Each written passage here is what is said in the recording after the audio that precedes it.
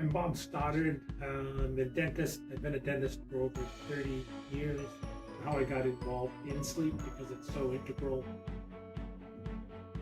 to patients' physical health. Who have sleep apnea or don't get good quality sleep do not realize often how it impacts their lives. You may be emotionally detached. You may not be able to enjoy your kids growing up or other events. Why would someone want to be evaluated for sleep? I wish there was a simple checklist that you could look at and say, I have A, B, and C, and I should be evaluated. Anybody can have sleep apnea. You should probably have an evaluation if your spouse has been telling you that you're snoring. Loud snoring is not the norm, though it's done by a large number of people.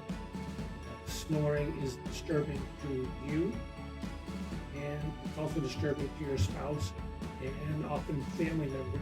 If you're a loud snorer, who can hear you snoring through the wall? Should be evaluated if your wife or somebody says you stop breathing during the night, or you stop snoring, then you start snoring with a loud gasp or snort. If you have a CPAP and you're not wearing a CPAP, you can't wear a CPAP, or you find it very uncomfortable to wear your CPAP, or you're wearing your CPAP for half the night, it would be worthwhile to come in and have an evaluation for an oral appliance.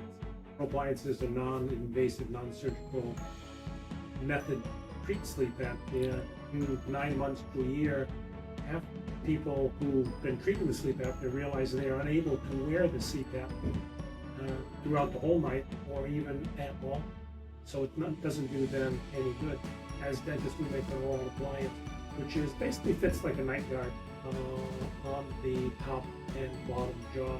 Night guard is something that fits generally just on the upper jaw or lower. It's usually just one appliance. A sleep appliance is generally made up of two segments, and they will engage the upper and lower jaws, and there's some kind of mechanism that will keep the lower jaw either positioned from falling back or actually move it forward.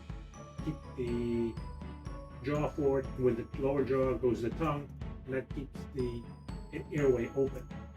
As a dentist who's involved with identifying people who may have sleep issues, I've been asked a number of times by patients, why should I go to my dentist? Why isn't my medical doctor talking to me about this?